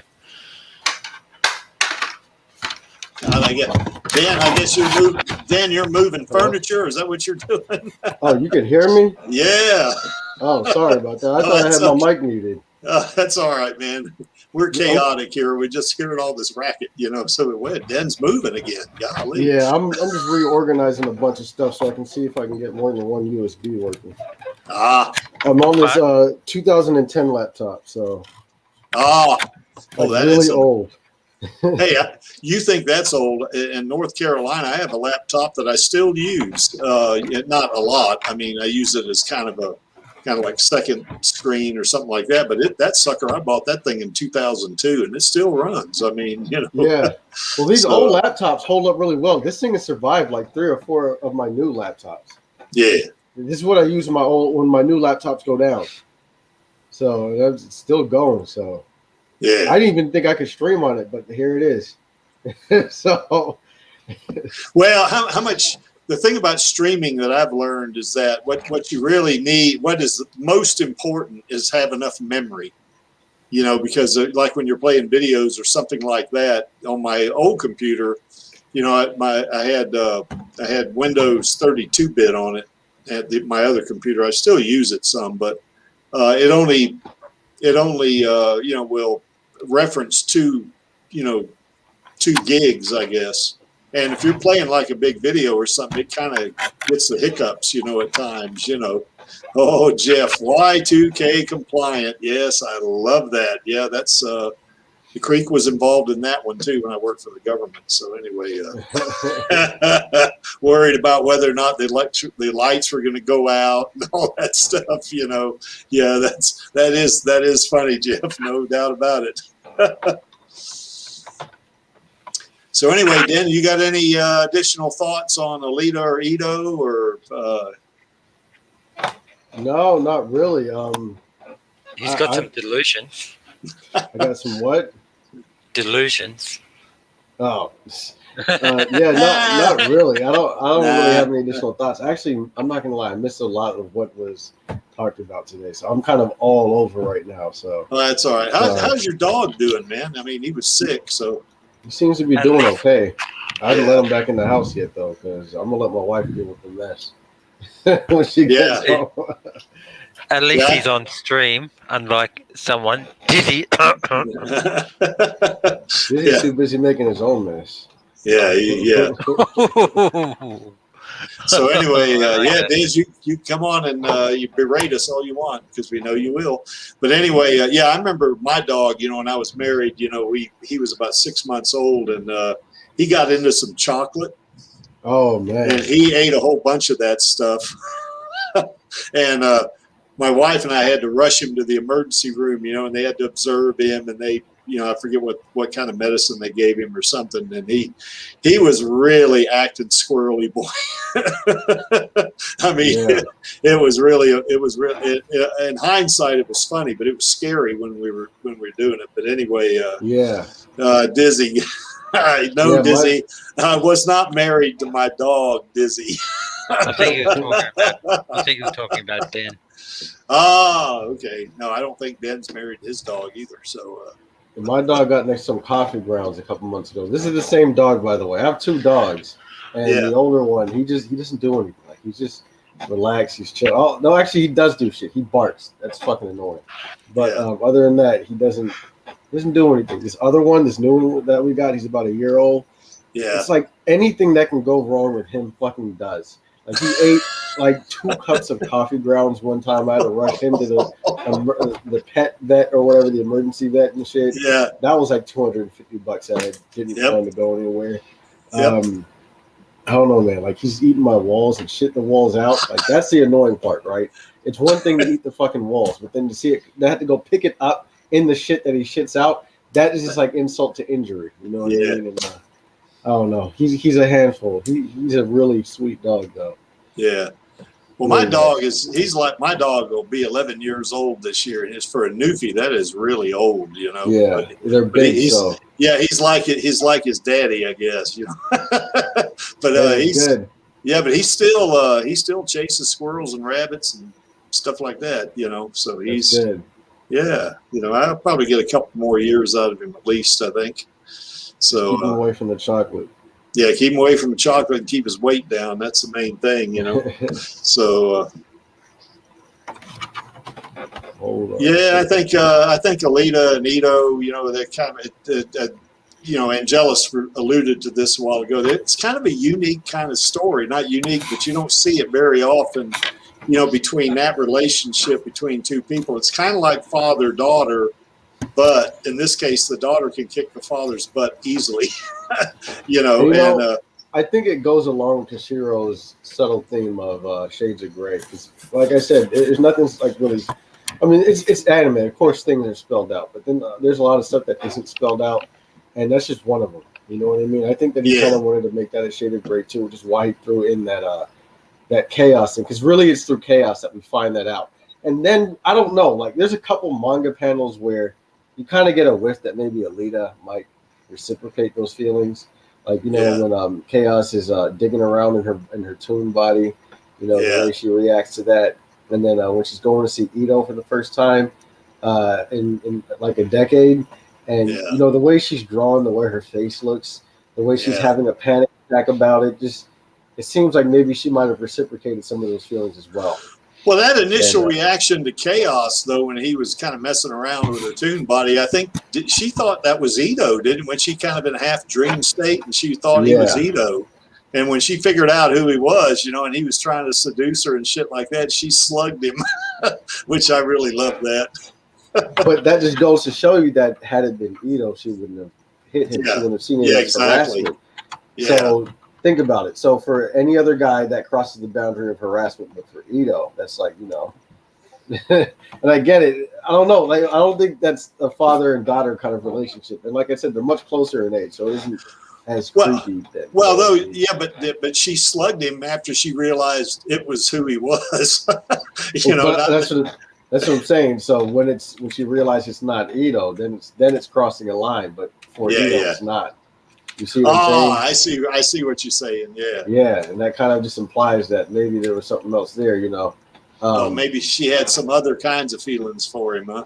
Yeah, like I said, if you want to pull up those manga panels, you'll see what I'm talking about. Like she's Well, you can pull them up, can't you? Maybe. And share your screen. Because you can go right to it. You've been through those more than I have, so. Let me make sure I'm on the right version. I got to type it in. Like I said, this isn't really my laptop.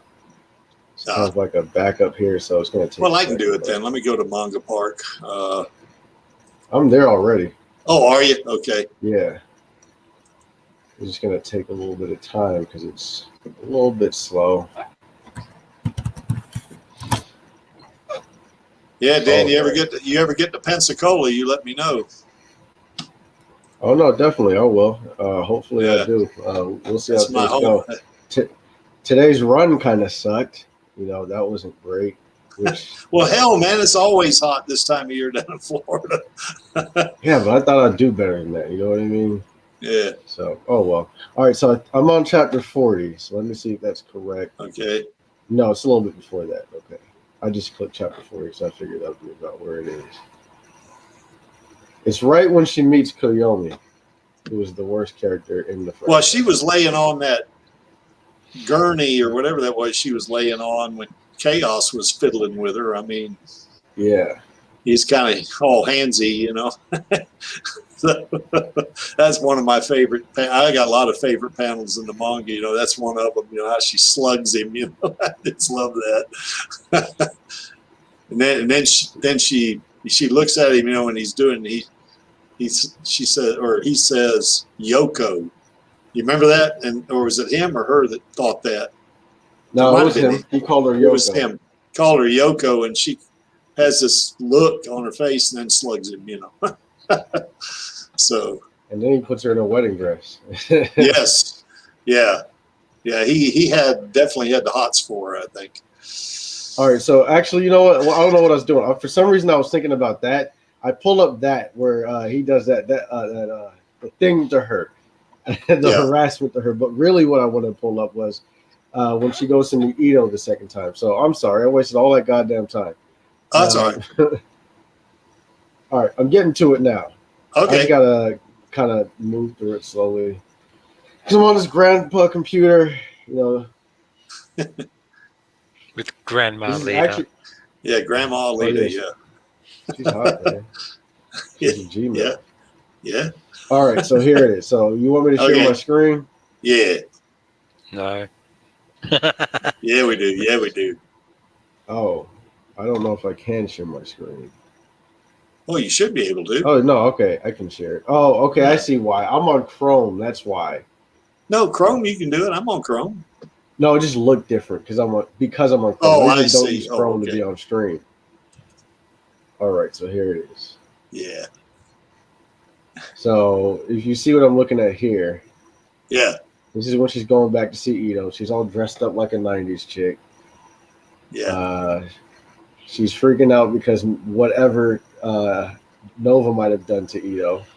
She gets his scent, and Kishiro draws her like this. I haven't prepared myself to see him yet. That's Ito's scent. And then she starts to have the little panic attack, and she's all nervous and stuff like that. And I don't know. That just seems like a little bit more than just father and daughter to me. You know what I mean? Yeah. Well, maybe she had some feelings for him that were outside the bounds, I guess. Yeah, and it's like I said, it's not as when you look at it through the lens of the film. He's like 90 and she's like 12, so that's weird. Like, that's obviously weird. Yeah. But here she's in her 20s and he's probably in his 30s. You know, it's not as weird. Yeah, it's not as weird. Yeah. Actually, I think she's like 30 around here, to be honest with you. Well, I think by the end of the Last Order, I think she's closer to like her mid-30s because remember there's that one scene or that one panel where she realizes or she says something about it's been 14 years since Ito found me in the scrapyard or something like that. Yeah. So, you know, assuming hello, Mike Hunt. Oh, we got Mike Hunt in here. What's going on? Yeah, Mike Hunt, you Dizzy B, you. Mike Hunt. Dizzy, how you feel about my messages I've been sending you? Oh, they're hot, man. Thanks. I'm gonna frame something. Yeah, I saw one of those. I didn't know you owned a pink jumper there, Dan. A pink jumper? What do you mean? I'm confused. Is this Australian talk or some shit? No, it's not, mate. I don't know what he's talking about. I don't know what he's talking about. I'm gonna be right back. I'm gonna go check on my dog and fucking barbecue grill. I'll be right back. Well, how's it going, Dix? Hey, good, mate. He was sleeping in. That's why, because I forgot that we actually started early. Yeah, well, I did it trying to see if we could get some folks from Europe, but it seems like that didn't work. So I got about the same number of folks as normal. So, well, I did see Vladi in there a while ago, though. So Vladi was in there, and we got to lead a baker. The right angle for some pictures, mate. Yeah, some pictures, yes. Yeah, yeah. So Diz, what's your take on Alita and Ito's relationship? I find it confusing, man. Like the manga is weird because there's that part where she's on the table and she's like, "Take me apart, Ito," and then you're like, "What's happening here?"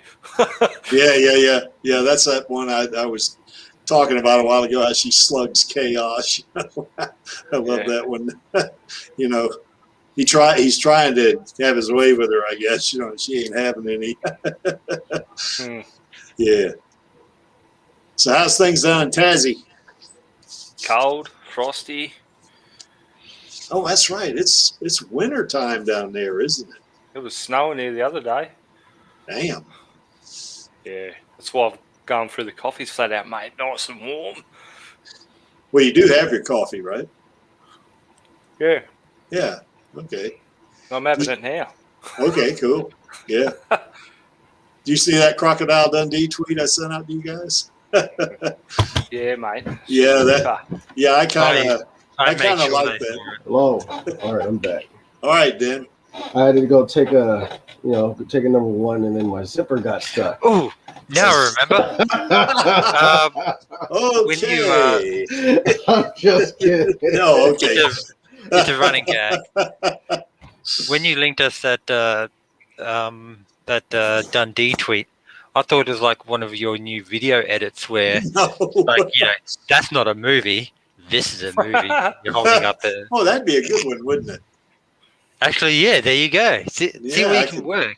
Yeah, that's Maybe right. you can work in a little bit of graphics, like I don't know, on your 2002 Y2 compliant fucking super machine, mate. Yeah, running Windows XP. Yeah, mate, I can hear the fans from down here going off. Yeah, really exactly. If you guys Just hear the 56K serious, because that's really what the fuck I'm doing right now. Well, at least I turned on this computer and it said that Windows isn't fucking supporting this operating system anymore. You can't get any more updates for it. And I'm like, shit. Well, you know, it's funny you mentioned that, Dan. Last year, you know, when I turned off my computer, there was one update on XP that Microsoft sent out. I don't know what it was for, you know, but it's amazing. I went, holy crap! I thought these guys weren't even messing with this, you know. Yeah. But I'd say this though, Diz. At least it wasn't Windows ME. What the fuck is Windows ME? Oh, it's pre-Windows XP. It's between Windows 98 and Windows XP. ME. So ME. EME. Yeah, ME like me. Yeah. I know what that is. I don't know what ME is. ME. Yeah, ME. Yeah, exactly. Oh, God Almighty. So anyway, well, I think we've worn this topic out. Unless you got any other thoughts, anybody?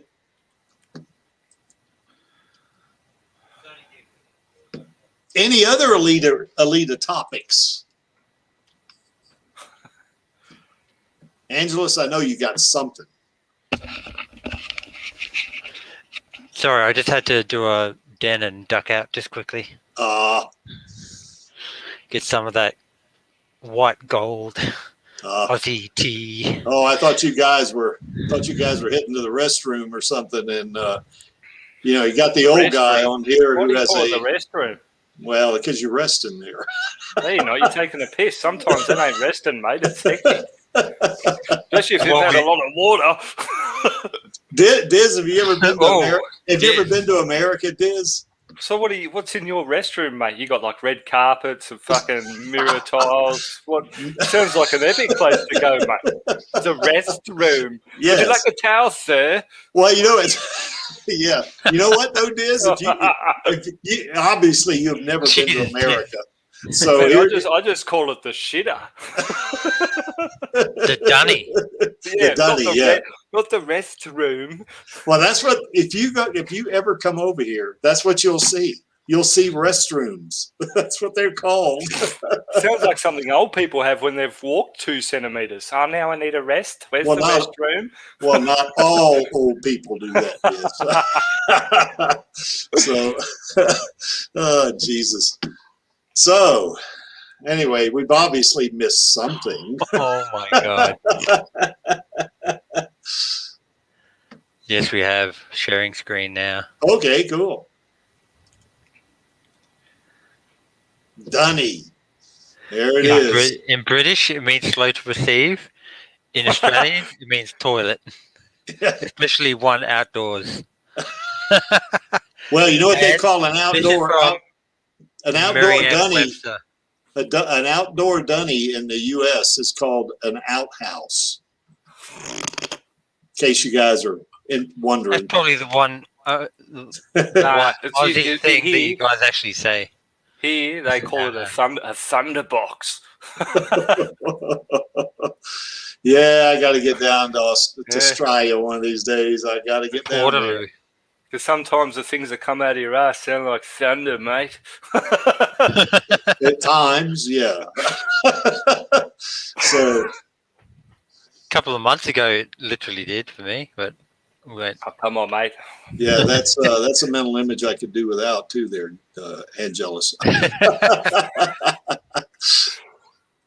we go. Look at that. Krillin and his wife. Show that to Dan. He'll love it. There you go, Dan. Yeah. That's one of Dan's tweets, actually. Denny's okay, mate. That is Dan's tweet. He's in the restroom, man. Yeah, he's in the restroom. He's having a rest, mate. He's resting, yeah. But anyway, yeah, that's what I wanted to show, because it's like, wow, that's an actual legit sort of from the Merriam-Webster dictionary. People, whatever. Of course, you know, Dizzy, what they call a restroom or a toilet in Spanish, right, is a baño. A baño? That sounds like a musical instrument. Yeah, it does. So they go into the restroom and play their baño, mate? Yeah. Yeah, it doesn't have that J in it, but yeah, you're right. So, okay, I don't know what you were referring to there, David Watson, but we did let Mike Hunt in. So, hey, the slower you say it, the worse it is. Well, hell, that's nothing. Mike. Dan signed in one time as Dizzy B. We thought it was you. Until he started talking. Yeah, exactly. What about Dizzy G's spot? Get it? G spot? Not all of Australia is in lockdown, is it? just New South Wales, is it? Only the people like you, mate.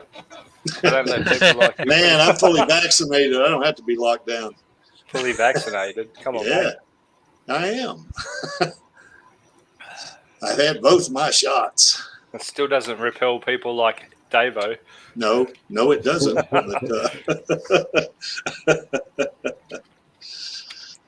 Okay, well, I can't think of anything else, guys. What do y'all think? Y'all, that's Southern for. What do you say? How do you say y'all? And Use. You all. No, use. No, use. Use. The two of yous. Oh, sorry. Hey, y'all say that in Australia? I thought that was like a New York thing. No, what? Use. Well, Use I've heard. is a group of people. Yeah, or the two of yous.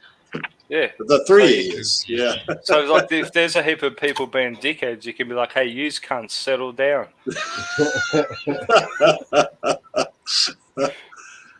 Cool. Now we're missing Maxie. Oh well. Have you ever? Yeah, Maxie's whipped. He's not wifed. He's whipped. Yeah, I got you. Have you ever heard of the like that radio comedian Guido Hatzis? Yeah. The Greek kickboxer. I better kickbox you upside the head, mate. Have y'all ever heard of the one comedian, Demi Lardner? No. No. You're lying. No, we're not. I think this is the Australians. I think the Australians are just trying to deny her existence. Oh, because they're from you, and I blame you for her. I think we should take some time to Google her. Her name is Demi Lardner. She was representing Australia. Who is it? Some What's her purpose in life? To make Australia look like shit. Oh well, Davo does that quite well. I think David's got to run for his money. He's waving the flag for making people look like shit. I'll literally cut. Well, yeah, let's just not degrade too much. No, we're already degraded, man. We degraded when Dizzy came on. So yeah, exactly, mate. Shit. I guess Filipino does have a lot of Spanish in it. Huh? I'm reading Ash Blackman's thing. Yeah. This one, Dan? What? Yeah, Demi Lardner. Yeah. I don't know. That was you see all that shit I'm sending y'all on that fucking group message. I don't know. From that same page. It was a cringe page that I used to be a part of on Facebook years ago. I don't know who this she used to be the is. number one thing on there. Yeah, you should go look her up, man. I will. It'll be fun. I will. I've never even heard of it before. I was wondering how famous she was in Australia because that's all we knew about fucking Australia for a long time was Demi Lardner. Well, you got seriously misinformed. And I don't even know. Dude, she's fucking terrible. She's like the worst comedian on fucking earth. And the best part about her is just secondhand embarrassment that you get from watching her fucking perform. Well, wait a minute, Dan. We knew about Mel Gibson and Paul Hogan. Yeah, but aren't they like part? Well, I know Mel Gibson's like pretty much like kind of American. You know what I mean? Sort of. He was like born in America and went to Australia like 5 times or something like that. No, I think he was born in Made one Australia. movie out there. And he's naturalized American, I think. Is he? I thought it was the other way around. I thought like he was born in the U.S. and then raised like a lot of his childhood in Australia and then went back to the U.S. Well, we'll have to I'll have to Google it. Yeah, look it up on IMDb. He's on there. Jim I don't know. We claim him though because he made the Patriot. Okay, yeah. Australia, you can't have him. He's ours. Who? Mel Gibson. I like Mel Gibson by the way. I do too. Have him, mate. He's about as old as Dan. I mean, yeah. he's as old as Creek. Yeah. It says a citizenship is. Sorry, mate. I just looked at your fucking profile picture. I got confused. Yeah, I think you might be right. Cause it's saying here that he born in Peekskill, New York, United States. But it says his citizenship is United States and Ireland. So he just completely said fuck Australia. I guess it's because of Demi Lardner though. He got really fucking embarrassed when she got big. And renounced his Australian citizenship for Ireland. Still don't even know who that is, mate. I'm only hearing about it. I've never heard of it. It's like a Foster's beer, mate. Doesn't exist here, but exists everywhere else. Holy shit. You're going to become American as soon as you watch these fucking videos. You fucking have it by the sounds of it, mate.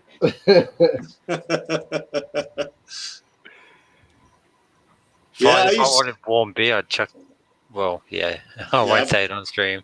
Well, I've drank Foster's before, and it's not my favorite, but I've never drank Foster's before. It's better than Budweiser, I can tell you that. But, is it like the Australian version of Corona, to where like all the Spanish people in America think that's Spanish beer, and it just tastes like absolute piss? Yeah. Yeah. I don't know who fucking drinks Corona. If someone sees you drinking Foster's in a pub down there, you get bashed. You fucking better. My wife's family still, well, not her dad. Her dad didn't drink Corona. He drank like Dominican beer and shit like that. But their son, he doesn't really drink beer. He drinks like 2 beers and falls asleep. And he drinks fucking Corona. Oh my God. Dude, what is wrong with you? I found Corona in my fridge when we got back from vacation. And it's just still fucking sitting there. It's been a week since I've been home. It's fucking piss water. Well, they don't drink Corona down in the Dominican Republic, do they? I didn't see a Corona the entire time I was there. Because it's nasty. Yeah. It's literal piss water. Like, you know what I mean? Like peeing in a toilet and bottle that shit. There you go. You got fucking Corona. Well, they have stout and bitter and ale and Straya, don't they? Yeah, we invented it, mate. Nice. Okay, that gives me another reason to show my ass up down here. I can't back that up. Oh, Jesus. Well, I guess the stream has gone to hell, so and it's okay. Might be time to wrap it up by the sounds of it. Yeah. Hey, is the entire country of Australia in lockdown right now?